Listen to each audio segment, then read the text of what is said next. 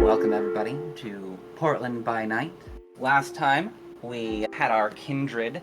Dimico showed up and persuaded everybody to go to a contacts place where they could get some medical attention for Joseph. Pauline and Izzy were in the car with Dimico. Joseph is in the back seat, missing most of his limbs, and hence going to the special clinic. Everybody arrived to meet Dr. Marnie, now in a lab coat, rather than the jogging jacket you had last seen her in, and had the humans wait in the waiting room. Dimico asked if she was a Tremere. She said, "What the fuck is a Tremere?" She asked Dimico, "Are you with the NWO?" And Dimico said, "We'll wait for our supervisor." She shrugged and is now happily measuring the circumference and radius of the arms and stumps to see what kind of legs and arm Joseph would need. I'm Xandra, the interactive hard hat, and I'm playing Matt VCR, a Oriador obsessed with tech. Matt is concerned about all the TV he's missing during this, but he understands that this might be slightly more. I'm Morsor, and I'm playing Dimico, the K-Tiff professional art thief. He is a man who likes to play the guitar and draw, sketch, as well as dabble his fingers in all the newfangled technologies as they pop up. Isabella was always good at supplying you with fancy new gadgets. Gadgets, yes. Candy strips, and her favorite color is purple. So real. I'm Nick, and I play Jackson Miller, the rather new head to the world of darkness. Quite literally in my case, and in his case for being human less than 2 weeks ago. He still tries to act as human as he can, despite it all. Made all the more difficult by the third eye that has opened. Indeed. Well, Dr. Marnie looks back over as she finishes measuring the radius of his calves. Anyone know what his height was? Isabella should be able to answer that, I'm sure. Matt gulps. No. Fair enough. I'll get the special one then. She will go over to her office phone and pick it up. Yes, I need an MCU to Building X, and could you run a T6 on Agent Black real quick? Yes. Yes, for IA. We'll be waiting. And she'll hang up the phone. Who's Agent Black? She'll raise an eyebrow. He's hard to remember.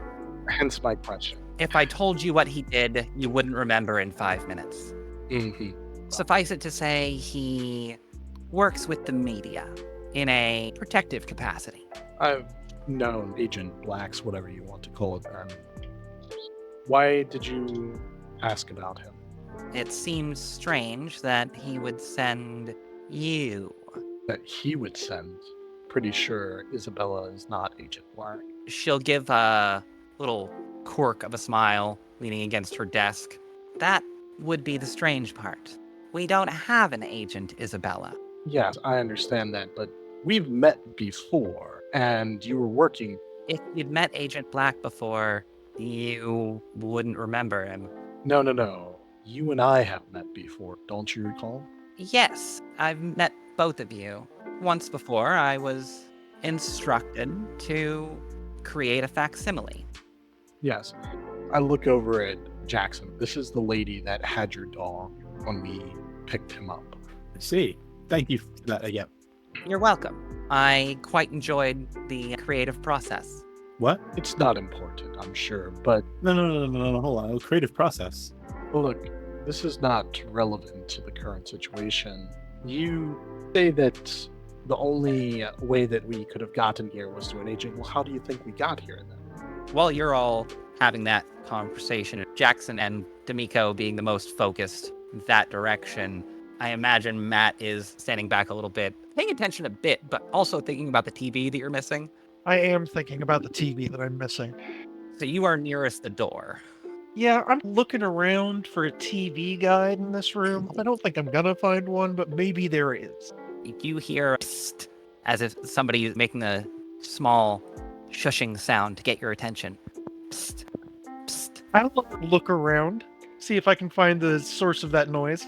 This is Kamryn. She is hunched, shriveled, and bald, with a wicked grin on her face and a camera in her hand, if you could see her, which you can't. That's fair. A little Nosferatu paparazzi. Hey, what's your face? I have a face, I say out loud. I turn, since you haven't said anything till now. Sorry, what? Don't draw attention to stupid fucking shit. Yeah, you have a face, Matt. I look in the direction. Do I see anything? You, with your sense of the unseen, can see a Nosferatu squatting in the doorway. I think I saw this Nosferatu as we pulled up, if I'm not mistaken. Yes, you did. My eyes lock onto them. Jackson, the most obvious thing was that he was sick when she showed up, and so she had to heal your dog, and that's why she had your dog. They've taken somebody to her to get their limbs put back on. I really hope that you didn't take the limbs off your dog, but for some reason she needed to be involved. It probably wasn't nefarious. Dimico, you see Kamryn.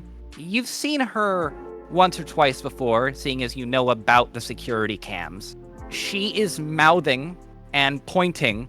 The thing that she is mouthing is, "You need to leave." Narrow my eyes a little bit, but I just give the smallest nod. You know what? You've got it from here. We're probably just going to get in your way anyways. Why don't we all give you some space to work your magic, as it were, I thought you were waiting for your supervisor. and wait in the waiting room, unless you have an objection. A mild one. I'm curious. Are you werewolves?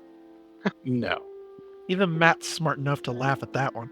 Any other shots in the dark you feel like taking, or should we leave you to the work? He motions at the guy who's probably sedated, I hope. Yes. But I think that you all could help me in my work. That's debatable, but we'll have time to talk about that after the supervisor arrives. This is primary focus. Take care of him. Matt, nearest Yo. the back, you hear a voice saying, "There is a mobile containment unit on the way that is prepped for werewolves." Look, we're going to the waiting room. You can come get us after you're done here, but I'm sure this is going to take a little bit of time. And our supervisor's on their way. I begin heading towards the door. Pull out my cell phone with my back turned to her so she can't see that. I begin calling. You, with your back turned and pulling out your cell phone, see Kamryn straighten up with a gun in her hand, pointing it at you. You try to get out of the line of fire. Is she going to pull the trigger? My rapid reflexes will let me try to dodge it. Yes, she is firing. Yes, I am going to dodge. In this particular situation, she was not actually aiming at you. Okay. The sound that it makes is also not the bang of a firearm in an enclosed space. It's the soft hiss of compressed air. Everyone can hear it, but it's a soft enough sound that it doesn't break her invisibility. What does become uninvisible is the dart in Doctor Marnie's neck. As you've turned your back on Doctor Marnie, Kamryn raised the tranquilizer gun and shot at you, hoping that you would be able to dodge it. And it's a tranquilizer gun. It's not really going to do anything to you if she hits you anyway. Might annoy me a little. There's a thunk as it thunks into the side of her neck. She'll say, "Ow!" Pull it out, look at it, and then keel over. What the fuck? I move quickly to her and check her, see that she's not dead, and I'm going to quickly rifle her pockets, get anything I can find on her. Ooh. Okay. Rapid reflexes, hands just blurring. Badge, wallet, and 3 different vials in different pockets, I take it all. and a little mace container. I take that too. There's a pulse. She's alive. I pull the dart out and take it with me as well. Oh, I'll leave that. The Nosferatu cam drops her invisibility so everyone can see her bald, skinny, shriveled self, weird pointed ears. Jackson immediately goes, "Oh, what the fuck?" I'm down, Jackson. He hasn't seen a Nosferatu. Yeah, Matt jumps and yelps too.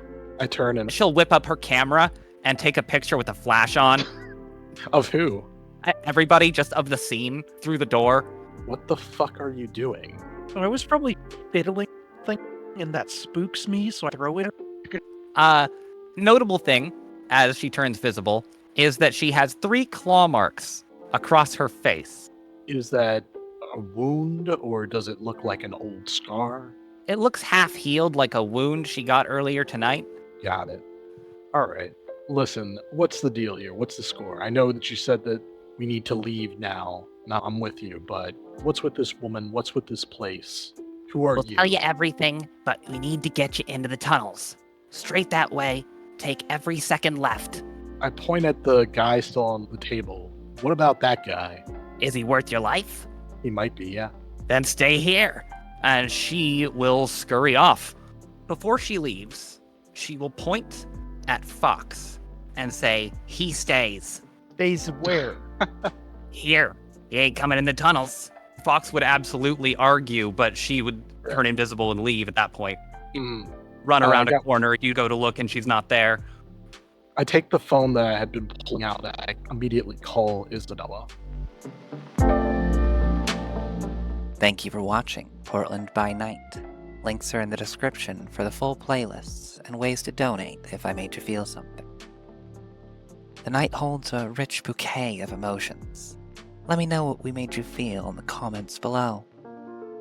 Liking and subscribing attracts the attention of the great Algorithm. Do so at your own risk. Good night.